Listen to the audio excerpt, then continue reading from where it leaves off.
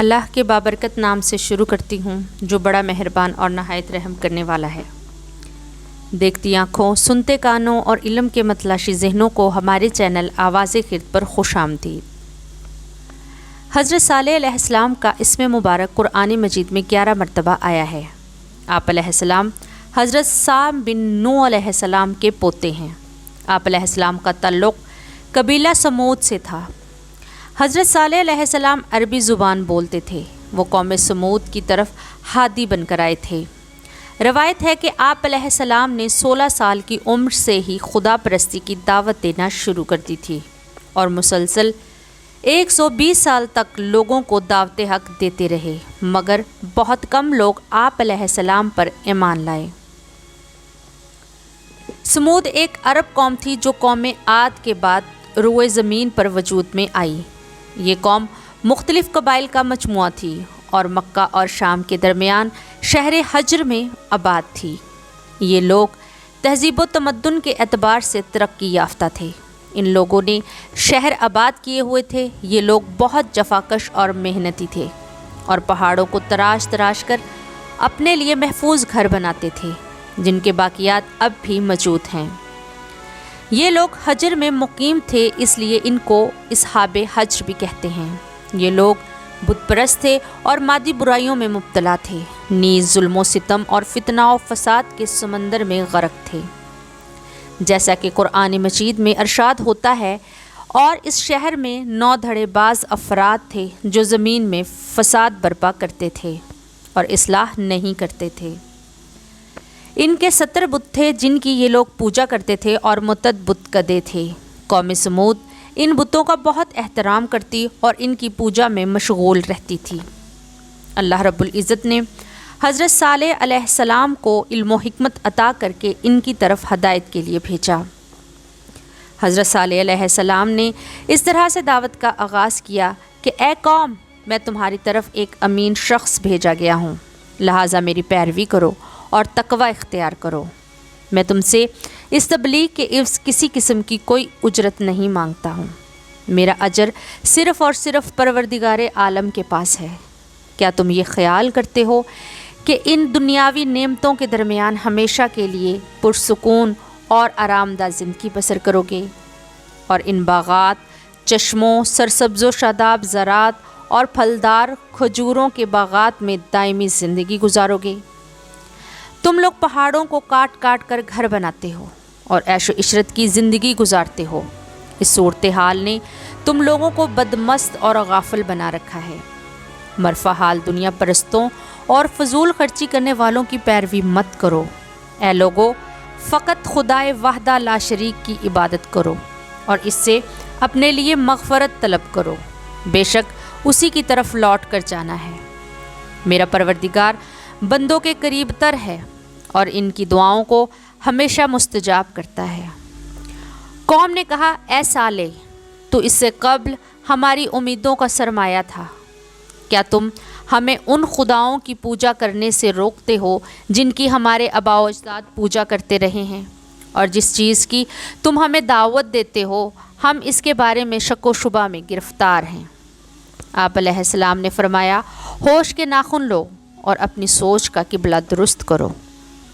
یہ بات کان کھول کر سن لو کہ میں تمہاری نجات کا راستہ بتانے والا ہوں۔ تمہاری نجات کا راستہ صرف یہی ہے کہ باطل خداؤں کو چھوڑ کر وحدہ لا شریک خدا کی عبادت کرو۔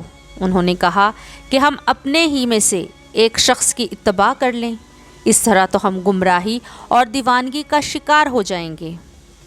کیا ہم سب کے درمیان ذکر صرف اسی پر نازل ہوا ہے؟ در حقیقت یہ جھوٹا ہے اور بڑائی کا طلبگار ہے۔ حضرت صالح علیہ السلام نے فرمایا کہ تمہاری بدبختی اللہ کے پاس مقدر ہے اور یہ در حقیقت تمہاری آزمائش کی جا رہی ہے۔ قوم کا رویہ آپ علیہ السلام کے ساتھ سخت ہو گیا۔ وہ لوگ 9 گروہوں میں بٹ گئے اور آپ علیہ السلام کے قتل کے منصوبے بنانے لگے۔ وہ ایک دوسرے سے کہتے، آؤ مل کر خدا کی قسم کھائیں کہ صالح اور اس کے خاندان پر شب خون ماریں اور انہیں قتل کر دیں۔ تاریخ میں مذکور ہے کہ جس غار میں حضرت صالح علیہ السلام عبادت کے لیے کبھی دن میں اور کبھی رات میں جاتے تھے، ان لوگوں نے اس غار پر رات کے وقت حملہ کرنے کا منصوبہ بنایا۔ جب یہ لوگ وہاں پہنچے تو پہاڑ کا ایک بڑا پتھر لڑکا اور چند لمحوں میں ان کو نابود کر دیا۔ اس کا ذکر قرآن مجید میں اس طرح ہوا ہے، اور انہوں نے اپنی چال چلی اور ہم نے بھی اپنا انتظام کیا کہ انہیں خبر بھی نہ ہو سکی۔ قوم نے حضرت صالح علیہ السلام سے کہا، تم پر تو جادو کر دیا گیا ہے، تم بھی ہمارے ہی جیسے ایک انسان ہو، لہٰذا اگر سچے ہو تو کوئی نشانی، کوئی معجزہ لے کے آؤ۔ حضرت صالح علیہ السلام نے کہا کہ میں صاحب معجزہ ہوں، تم جو چاہو مطالبہ کرو تاکہ میں اللہ کی بارگاہ میں عرض کروں اور وہ پورا ہو۔ قوم سمود کے 70 سرکردہ افراد آپ علیہ السلام کو ایک پہاڑ کے دامن میں لے گئے اور کہنے لگے، ہمارا مطالبہ یہ ہے کہ اپنے خدا سے کہو کہ اسی وقت اس پہاڑ سے ایک سرخ اونٹنی پیدا کرے جس کے پیٹ میں 10 ماہ کا بچہ ہو۔ حضرت صالح علیہ السلام نے دعا کی اور اچانک ان افراد نے دیکھا کہ پہاڑ شگاف ہوا اور اس سے ویسی ہی اونٹنی برآمد ہوئی جیسی کہ ان افراد نے مطالبہ کیا تھا۔ سمود کے بت پرستوں کو امید نہیں تھی کہ اتنی جلدی ان کا مطالبہ پورا ہو جائے گا، لہٰذا کہنے لگے، اپنے رب سے کہو کہ اسی لمحے یہ بچہ بھی پیدا کرے جو اس کے پیٹ میں ہے۔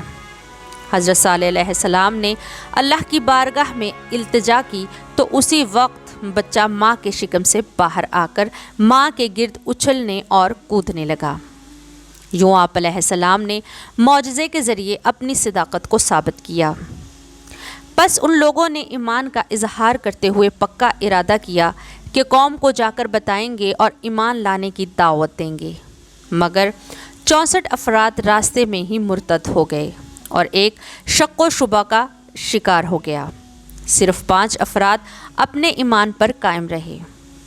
اللہ پاک نے حضرت صالح علیہ السلام پر وحی نازل کی کہ ہم ان کے امتحان کے لیے اونٹنی بیچنے والے ہیں، سب کو باخبر کر دو کہ پانی ان 2 فریقوں کے درمیان تقسیم ہوگا، ایک دن اونٹنی کے لیے اور ایک دن باقی شہر والوں کے لیے۔ لوگوں نے شہر کے پانی کی باریاں بنا دیں۔ حضرت صالح علیہ السلام نے اپنی قوم سے کہا کہ ایک خدا کی عبادت کرو کیونکہ اس کے علاوہ کوئی معبود نہیں۔ تمہارے پاس پروردگار کی طرف سے دلیل آ چکی ہے، یہ خدائی ناقہ ہے جو تمہارے لیے اس کی نشانی ہے، اس کو آزاد چھوڑ دو کہ زمین خدا میں کھاتی پھرے۔ خبردار، اس کو کوئی تکلیف نہ پہنچانا ورنہ عذاب الہی تمہیں اپنی گرفت میں لے لے گا۔ قوم والے اپنے غرور و تکبر اور سرکشی کی وجہ سے ناکے کو برداشت نہیں کرتے تھے۔ وہ راضی نہ تھے کہ ایک دن شہر کا سارا پانی اونٹنی پیے۔ جس دن ناکہ کی باری ہوتی وہ سارا پانی پی جاتے، مگر اس کے عوض اتنا دودھ دیتی کہ شہر کا ہر شخص اس سے استفادہ کرتا۔ قوم سمود نے سوچا کہ اگر حضرت صالح علیہ السلام کا معجزہ باقی رہا تو لوگ اپنے مذہب سے منحرف ہو کر صالح علیہ السلام کا مذہب اپنا لیں گے، چنانچہ انہوں نے ناکے کو قتل کرنے کا پکا ارادہ کر لیا۔ ان لوگوں نے اونٹنی کا پیچھا کیا اور بے رحمی سے اس کی پچھلی کونچیں کاٹ دیں۔ وہ شدید زخمی ہو کر گر گئی۔ ایک روایت کے مطابق ناکے کو ایک شخص نے جبکہ ایک کے مطابق پوری قوم نے قتل کیا۔ اس وقت اونٹنی کے بچے نے انتہائی غمگین آواز سے فریاد کی اور پہاڑ کی طرف دوڑ گیا۔ اس کے بعد قوم سمود کے لوگ انتہائی بے شرمی کے ساتھ حضرت صالح علیہ السلام کے پاس آ کر کہنے لگے، اے صالح، اگر تم خدا کے رسول ہو تو جس عذاب کی دھمکی دے رہے ہو اسے جلدی لے آؤ۔ خداوند قدوس نے حضرت صالح علیہ السلام پر وحی نازل کی کہ ان لوگوں سے کہہ دو کہ ہمارا عذاب 3 دن بعد تم پر نازل ہونے والا ہے۔ اگر 3 دنوں کے اندر تم لوگوں نے توبہ کر لی تو میں اپنا عذاب روک لوں گا، ورنہ یقیناً عذاب تمہارے شامل حال ہوگا۔ 3 دن کے بعد آدھی رات کے وقت ان پر حضرت جبرائیل علیہ السلام نازل ہوئے اور بلند آواز سے چیخ ماری، جس سے قوم سمود کے کانوں کے پردے پھٹ گئے، دل ریزہ ریزہ ہو گئے اور جگر ٹکڑے ٹکڑے ہو گیا، اور لمحہ بھر میں تمام کے تمام ذلت کی موت مر گئے۔ جب صبح نمودار ہوئی تو اللہ نے آسمان سے بجلی نازل فرمائی۔ اس نے اس ظالم قوم کو کلی طور پر جلا کر راکھ کر دیا اور صفحہ ہستی سے مٹا دیا۔ حضرت صالح اور ان پر ایمان لانے والوں کو اللہ نے اپنی رحمت سے عذاب سے محفوظ رکھا اور وہ حضر موت کی طرف ہجرت کر گئے۔ حضرت صالح علیہ السلام نے 280 سال عمر پائی۔ آپ کی قبر ایک روایت کے مطابق نجف اشرف جبکہ ایک روایت کے مطابق خانہ کعبہ کے نزدیک ہے۔ آپ سے گزارش ہے کہ ایسی اسلامی تعلیمات سے اپنے گھر والوں اور بچوں کو آگاہ کریں تاکہ وہ اس کی روشنی میں اپنی زندگی بسر کر سکیں۔ اس ویڈیو کو صدقہ جاریہ سمجھ کر زیادہ سے زیادہ شیئر کریں۔ اپنا اور اپنوں کا بہت سارا خیال رکھیں۔ اگلی ویڈیو تک کے لیے اجازت چاہتی ہوں۔ اللہ حافظ۔ اللہم صلی علی محمد و آل محمد وما علینا الا البلاغ المبین۔